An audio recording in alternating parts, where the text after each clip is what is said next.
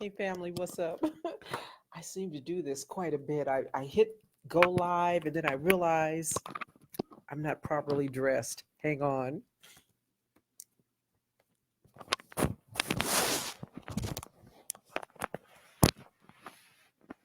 Sorry about that. But if I didn't put my mic on, you wouldn't be able to hear me. And so, of course, since I have you here, the doggone mic is falling out of its little holder. Ah! All right, I think I'm good. I think I'm good. Happy Thursday. Happy Thursday. And welcome. My name is Sergeant Cheryl Dorsey, retired LAPD veteran sergeant, patrol officer, patrol supervisor, coming to you to, shed a little light where I can on police policy, police procedure, police training, police culture, and all the other things that, can drive some of us a little bit crazy, right? So I just want to provide a little clarity for you and talk about current events, what's going on. I'll be talking about some new things that are jumping off that you may not know about. Hey, Randy, welcome. You're an early bird. Welcome. I'll be sharing with you some updates on some recent court decisions that are, in my mind, pretty encouraging. So as you come into the room, could you do me a favor and share this on your timeline? And I'm going to do the same thing. I'm going to share this on my other two pages. Most of you that are here with me on Facebook already know, I'm at my maximum number of friends, if you will. So if you really have an interest in what it is that I'm saying and you want to know, you can follow me on my public page, Cheryl Dorsey, retired LAPD sergeant, or Sergeant Dorsey Speaks. You can follow me on either of those pages because most, well, with the exception of a few things, but most of what goes on here on my personal page is also shared on my public pages, and they don't have any limit in terms of who can come on and follow me. So um, if you're not able to get in here on my personal page, follow me on my public pages, and it'll all be good. You won't miss a beat. Also, let me just say thank you to my new followers, my new subbies. Thank you for finding me. I guess the analytics are working because I'm hearing from a lot of you that my information is all of a sudden popping up on other social media sites. Folks who didn't know that I existed. Some of you guys think I just got here, but actually I've been doing this since 2013. Some of you think I just landed, and but I'm glad you found me. So, having said all of that, let me just take a minute to acknowledge a couple of folks. I just got something from YouTube with regards to my stats last month, and so I'm pretty excited about it. I have 399 new subbies because there was a lot going on in the last few days of October. I'm sorry, September. There was a lot of chatter. I had 40,000 views, 599 shares of my YouTube channel. So I'm really happy about that. And I just want to thank everybody who has subscribed. Those of you who are now following me on both Facebook, who have subscribed to my YouTube channel, Sergeant Dorsey Speaks. Those of you who have subscribed to my podcast, Sergeant Dorsey Speaks, which drops every Tuesday. I'm on all of the platforms. Subscribe on the platform of your choice. I'm on iHeart, iTunes, Spreaker, Stitcher, all of them.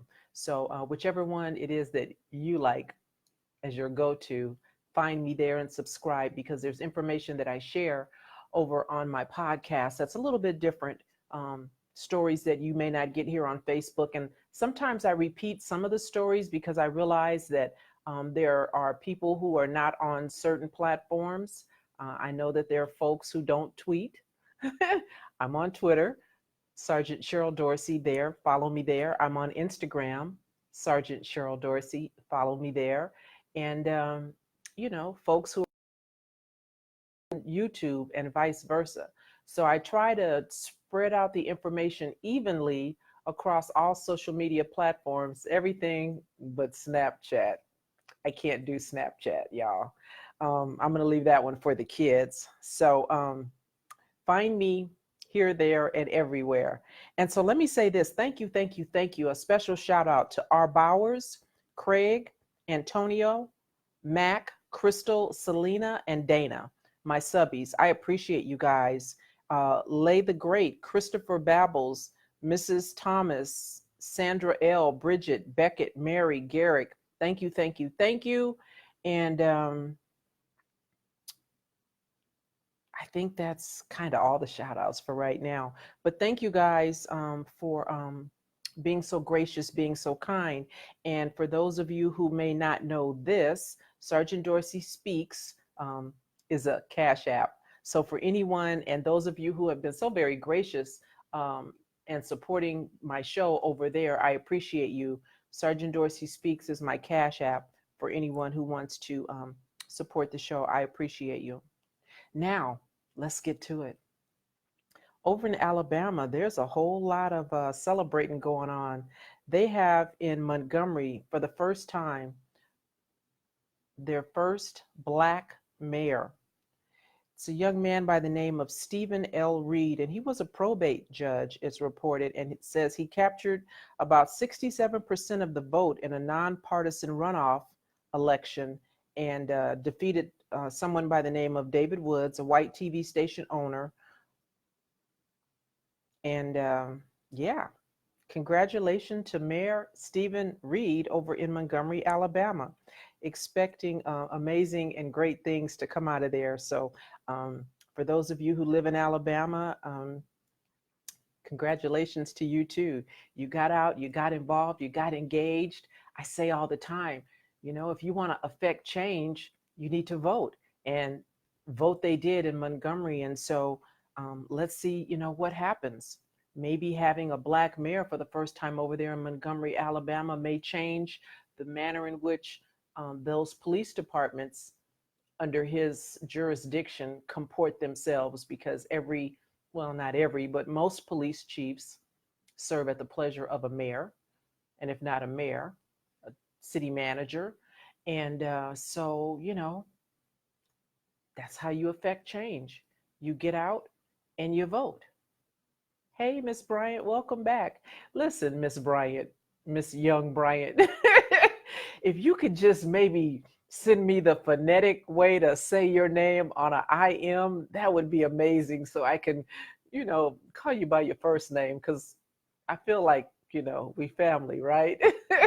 And I don't want to be so formal, but what I really don't want to do is butcher a first name. So if you could just give me the, you know, give it to me in sign language, whatever, so I get it right, that would be great. But welcome, happy to have you. And listen, you know, I talked about this a couple of days ago. I'm just going to repeat it very briefly because I have Facebook family on here who shared this with me. There's a lady who recently was had a sentence commuted, Tondaleo Hall. She was involved in a whole situation, domestic abuse. Her then boyfriend took a sweetheart deal. She wound up getting, I think, 30 years, and she was 15 years into it recently when finally, a commutation is headed over to the governor's office for signing, and I believe that that's going to happen. And so to that end, there's more good news on the horizon over in Florida. Marissa Alexander, many of you may remember her.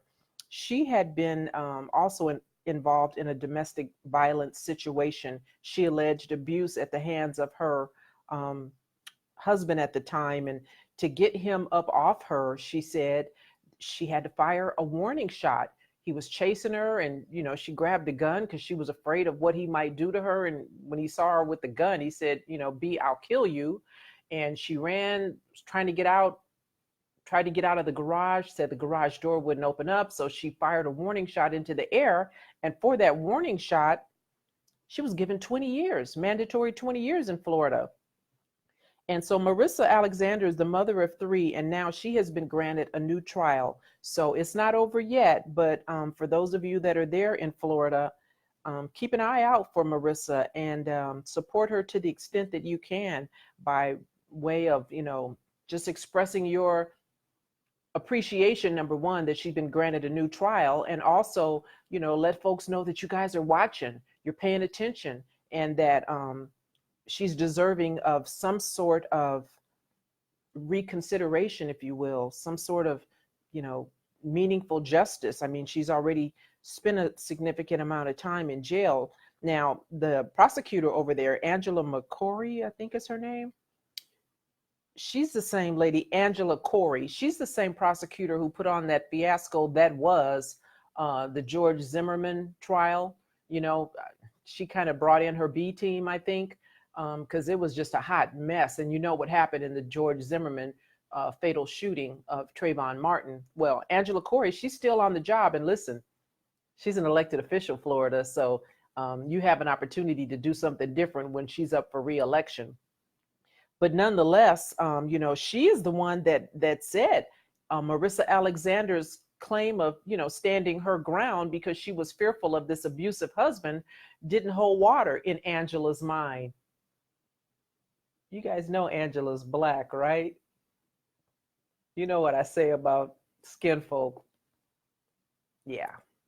Anyway, Angela is sticking to her position, and she says that as far as she's concerned, the contention that the trial court erred in declining to grant immunity from prosecution under the Florida Stand Your Ground law, the fact that they said they rejected Marissa's position, stand your ground applied to her.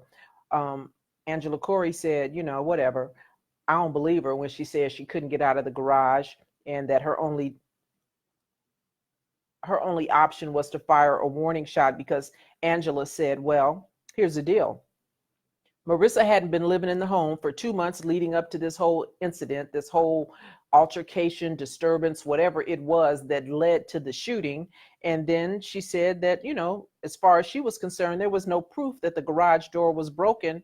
And Marissa had an affirmative responsibility in Angela's mind, I guess, to figure another way how to step away from that altercation that was pending. And so Angela Corey had offered her some kind of a 3-year deal. When Marissa rejected it, then the mandatory 20-year thing jumped off. Now, something happened during the trial, something about jury instruction. They didn't follow procedure or protocol. And so for that reason, Marissa's going to get a new trial. And this time it's going to go back to the circuit court in the 4th Judicial Circuit. Now, also in support of Marissa is U.S. Representative Corrine Brown over there in Florida. She lashed out, it says, at State Attorney Angela Corey. And because of Angela Corey's position, U.S. Rep. Corrine Brown doesn't feel like arresting, prosecuting Marissa was justice, was fair, because while she fired a warning shot, no one was injured. And in Rep. Corrine Brown's mind, that harsh sentence didn't really make sense. So there was a technicality, something was going on with the jury instructions, and because of that, Marissa's going to get a new trial. So Florida family, keep an eye out for Marissa. Again, everybody has a social media presence. Reach out to U.S. Rep. Corrine Brown and see if there's a way in which you might be able to get involved, get engaged, and help this mother of 3 overcome this 20-year mandatory sentence that she was originally given. Other news over Fort Lauderdale, Florida, because clearly, the authorities over there are not playing with the people in Florida. There's a young man, he's 21 years old. His name is Deandre Somerville. And he was recently arrested because he had been chosen for jury duty. You know how much I talk to you guys about jury duty and getting on juries, right? Well, this young man was trying to meet his civic responsibilities, and he was selected for a civil trial. And what happened to poor little Deandre is that back on September 20th, or just before September 20th, he overslept. It was the first day of the jury trial. He had been selected and he overslept. And because he's only 21 and was very intimidated by the entire process, he didn't really know what to do. By the time he woke up, according to the article, it was time for him to go to his job, which was an evening job. And so he just figured, well, I missed court. I'm just going to go to work and then I'll just, explain it, figure it out. It can't be that big of a deal. Ooh, wee. But it was a big deal, at least in the judge's mind, because on September 20th, when Deandre, went back into court, the judge, his name is John Castrinkas, he remanded Deandre into custody. In other words, he took him back and put him in jail right then, right there, right now, because he overslept. And Deandre, he admitted that he overslept and he explained everything that I just said to you, and the court was not moved. They were not moved. The young man wrote a letter of apology. He said this was his first time and he really, didn't think it was going to be that big of a deal. And it wasn't until his mom got up and spoke on his behalf. And thank God, parents, that's why we have to advocate for our children. We have to be involved, even though this is not a child. He's a 21-year-old, adult, but, probably has the mind of a 17-year-old, right? Because I've got a couple of those 20-year-olds who don't always think like a 20-year-old should think, in my mind. And so mom came to bat for her son and she spoke up, and the judge reconsidered, because initially the judge, he had put him in jail and was going to keep him there for 10 days. And Lord knows what could have happened to Deandre in 10 days, over a 10-day period in jail, right? If you've never been and you're not familiar with the whole process, what? So mom spoke up and the judge reconsidered. He decided to not impose 1 year of probation, 150 hours of community service, and the 10 days in jail.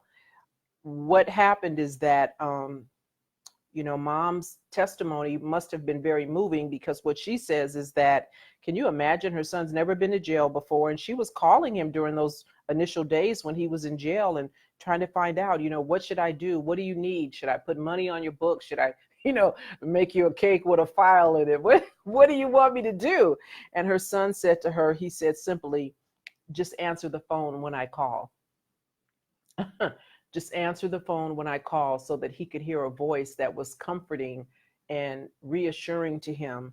And so after hearing all of that, the judge decided to reduce Deandre's situation from a year of probation to 3 months. So rather than have 12 months probation, he's going to be on a 3-month probation. And then the judge is also requiring Deandre to come to court. He has to come to court once a week.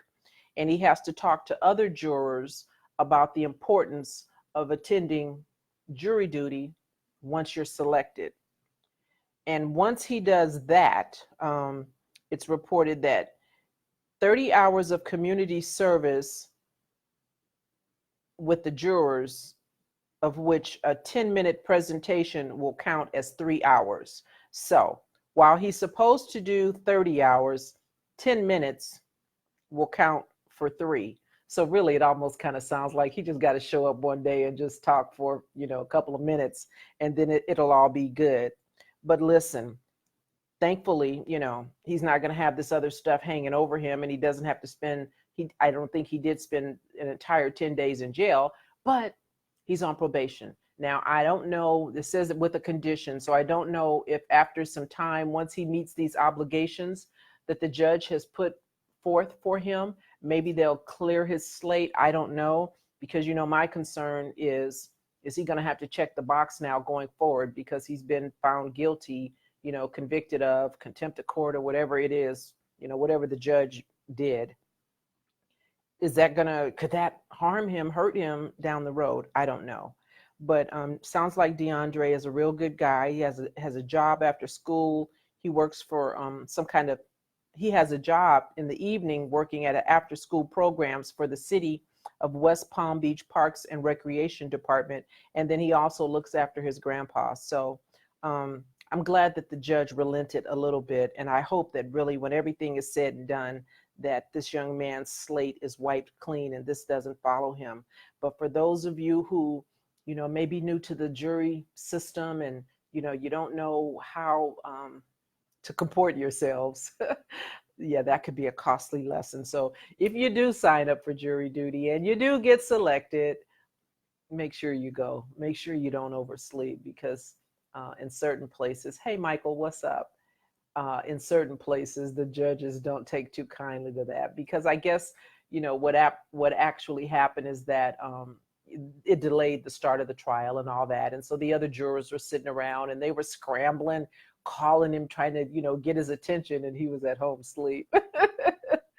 Like a little 21-year-old might do, right? Maybe he was out late the night before. I don't know. But yeah, so just a note to self: if you get selected for a jury, don't be late. Glad that it wasn't much more than that done to him. And then another Facebook family member shared this story with me, and I wasn't aware of this, because you guys know I can't know everything, right? I mean, there's so much going on. It's hard to keep up. But back in April, there's a young man. His name is Tyreek Hudson. He was 22 years old. And evidently, Tyreek was having some issues with a neighbor. There was an older white man, 53 years old. And there was some kind of constant back and forth. We call it on the job neighbor dispute, right? There was some kind of angst that this 53-year-old had with this young man. And so much so that the young man was fearful of him, to the point where he thought, you know what, I better go get a restraining order against this guy. And Tyreek tried to do that, but he didn't know what to do in terms of how to fill out the form and what to say, because listen, there's very specific language that you have to use to convince a judge why it's important for you to have a restraining order against somebody. Now, understand this: a restraining order is not going to stop somebody from hurting you if they're hell bent on hurting you, but it's necessary because once it's granted, if that person comes within close proximity, now you have a tool for which you can call the police and say, he hasn't committed a crime, but I have a restraining order and he's violating that. Because Tariq didn't know what it was he needed to say to meet that burden of proof as to why he was really fearful. What had this man said to him? What had he seen? What was done? He didn't meet the burden of proof in the judge's mind. And so the judge denied him a restraining order. Now, listen, based on what happened ultimately, I don't think a restraining order would have made much difference, because back on April 15th, the neighbor, 53-year-old James Varambek, shot and killed this young man. And so now this 53-year-old James Varambek has been charged with first-degree murder in the death of young Tariq. And so his family is just devastated, and they really feel like the system let them down and let their son down by failing to provide him with this protective order that he was seeking. So I would imagine, there may be some kind of a civil litigation that might be sought on behalf of the family. Don't know really how strong their case would be, but again, that's why it's so important. That's why it's so important for us to constantly pour into our children, constantly talk to them about stuff that, they just don't know, to try to have them as informed as they can be about so many different issues, and really encourage your children like I do mine. And listen, my kids get sick of me, I know. And I'll tell you, there are times when they don't come to me with stuff, and then when I find out, ooh-wee.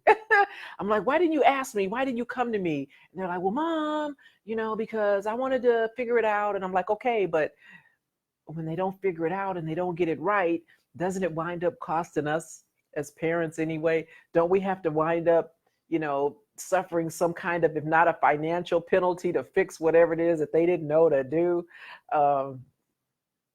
You have a situation like this family who lost their son. So encourage your children no matter the age, because it's a lot of stuff they don't know, even though they think they do. But encourage them to share and be open with you about whatever's going on, so that you can at least, at the very least, provide them with the information, the tools that they need to then decide what it is that they want to do, right? It may not be what we want them to do, but I think, knowledge is king. And I think if you tell them what it is that they need to know, then they can make an informed decision, them and you too. And so that's what I try to do with you guys here every Thursday.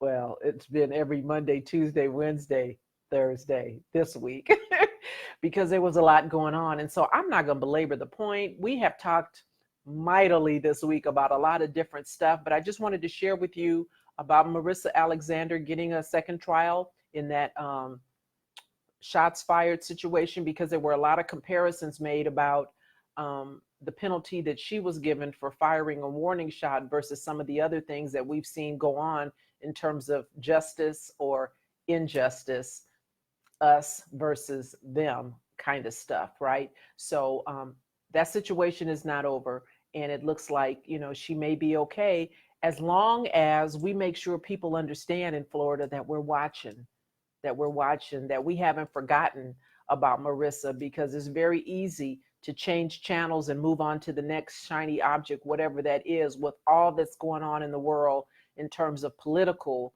in terms of just day-to-day things that get our attention and distract us. For these families that are affected, they don't get a day off. They don't get to change channel. And how amazing would it be to know that you have a whole village, if you will, behind you, rooting for you, cheering for you, looking over your shoulder to make sure that you're being treated fairly, justly, right? So that's it, family. That's it. Thanks for stopping by. For those of you that are new and don't know me, my name is Sergeant Dorsey, retired LAPD Sergeant. I have a website where you can go and find out all about me, who I am, and what I do, www.sgtcheryldorsey.com.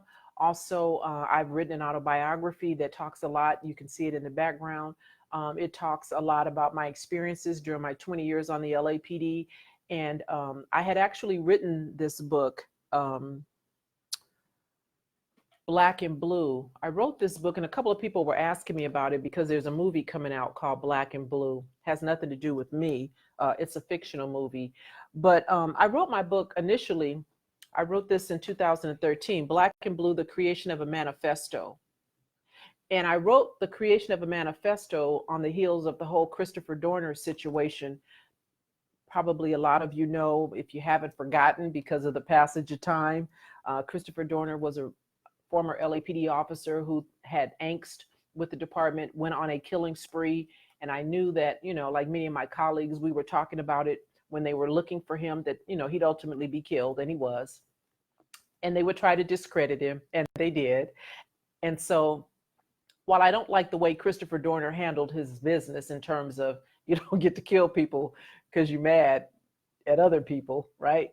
I understood how he got there, because everything that Christopher Dorner talked about in his manifesto, I knew to be true because I had experienced that same stuff, thus the creation of a manifesto. Well, that was in 2013. And how did I know that the following year, 2014, Eric Garner, Mike Brown, here in Los Angeles, Ezell Ford, John Crawford, Tamir Rice, and everybody else that wound up losing their life at the hands of an errant police officer would happen? Had no idea.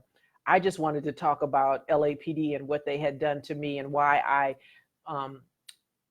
understood how Christopher Dorner got to that place. But more importantly, I wanted other officers who get there, who get the same treatment that I did, that Christopher did, who are getting it today, know that there are options, that there are other avenues, and that there's life after that police department. Thus, I'm proof of it, right? And so I came out with the revised version, which is available now, Black and Blue, The Creation of a Social Advocate, because I began advocating for those families who had lost loved ones, like everyone that I've just named. I knew that the families didn't really have the words to say what they wanted the police department to do, how things should be different, what policies needed to be changed, they wanted accountability, but they really didn't have the words to articulate what accountability really looked like. And so I addressed those shootings and uses of force that resulted in a death that happened after the first book came out, when I did the revised version in 2018 last year.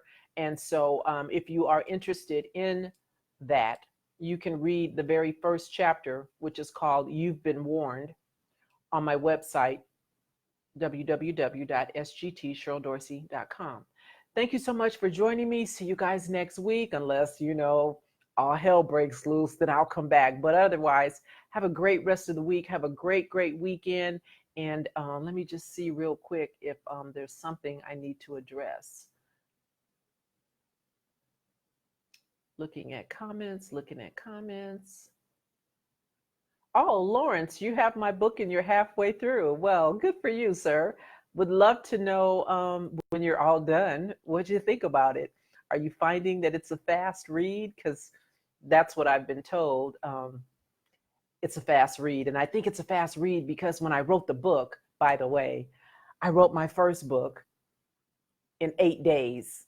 I wrote it while they were hunting, while LAPD and San Bernardino County sheriffs were hunting for Christopher Dorner, because, I knew they were going to kill him. And I was like, this is crazy. And this is not right. And they're not going to believe any of what he said in his manifesto. So I was like a possessed person. I was writing on my computer. And I was just talking in my book, like I talked to you, about everything that I had been through on the LAPD and how I felt about it and what was done to me.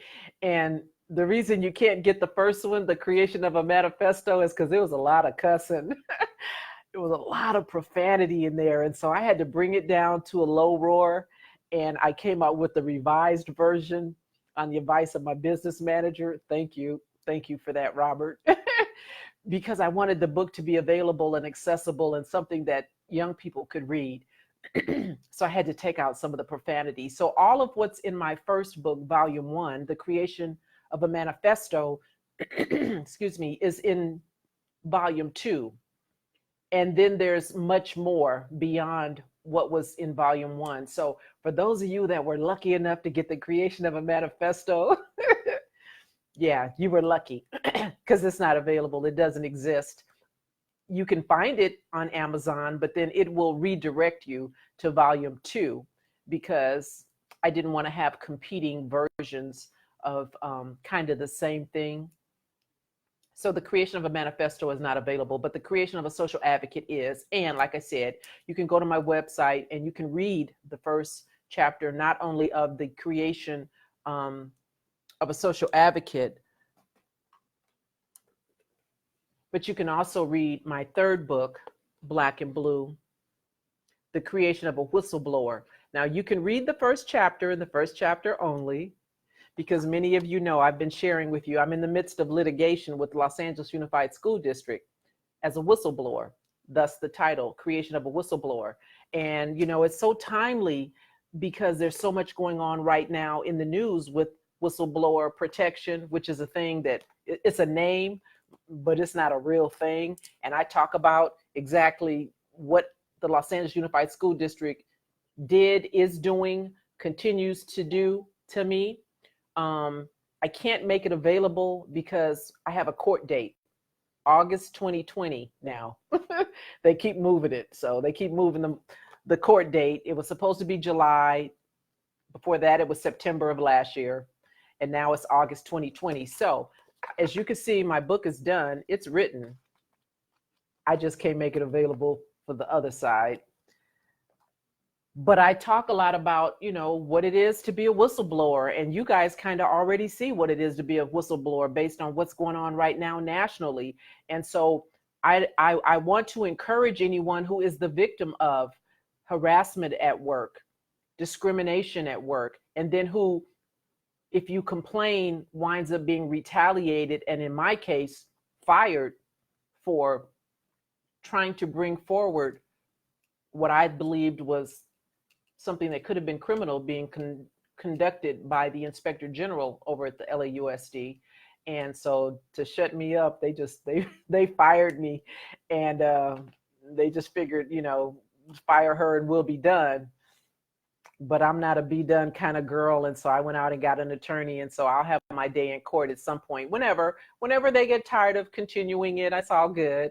I don't have nowhere to go. I'm right here. I'm waiting. And whenever we go to court, I'll be that much more honorary.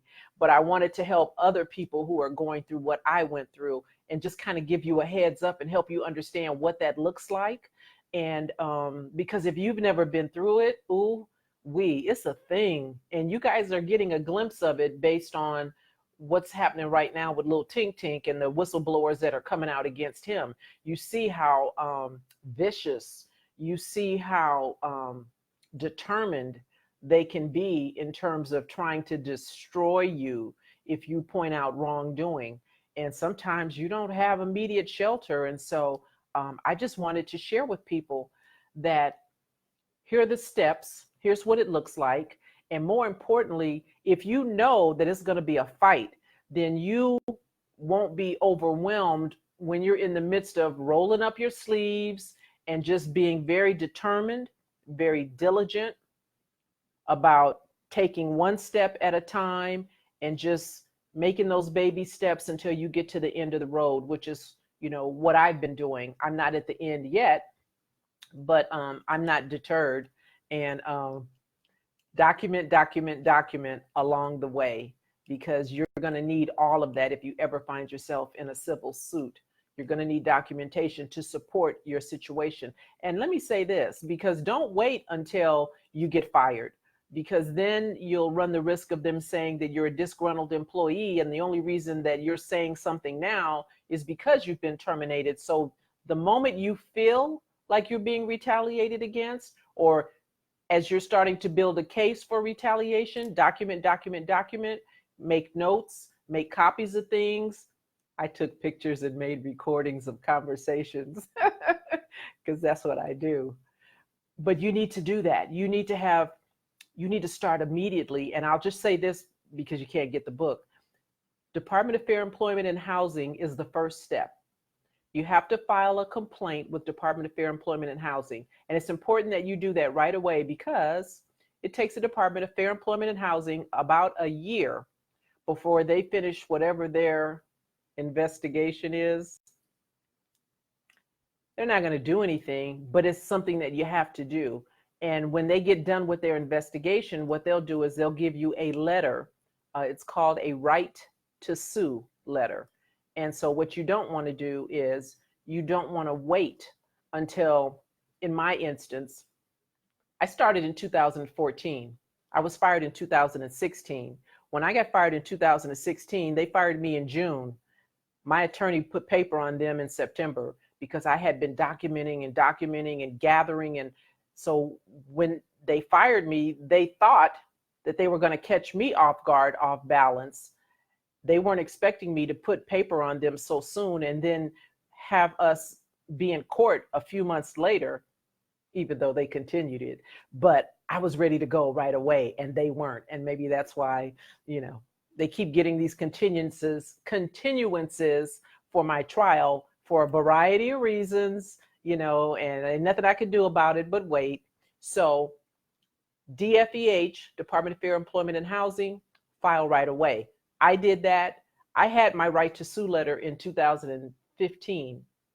So when they fired me in 2016, I was good to go. Had I waited until they fired me, I would probably just now be getting my right to sue letter. So you understand the timeline and why it's important to get on it right away. So if anybody is experiencing that, while I can't, give you the roadmap in my book right now, if you have any issues or any concerns, and some of you have already reached out to me because we've been talking about this for a minute, just email me, sergeantdorsey.speaks@gmail.com. And if you have a question about what to do, or you've started the process and you don't know what to expect, hit me up and I'll tell you what it is that you should be looking to do next. And know this, it took me a long time to get an attorney to represent me. I talked to probably about 15 attorneys before I finally found one that will represent me. So know that is also a stumbling block. Don't be discouraged. Head down, one foot in front of the other until you get to the finish line. So that's it, family. Be good, be safe. I'll see you next week.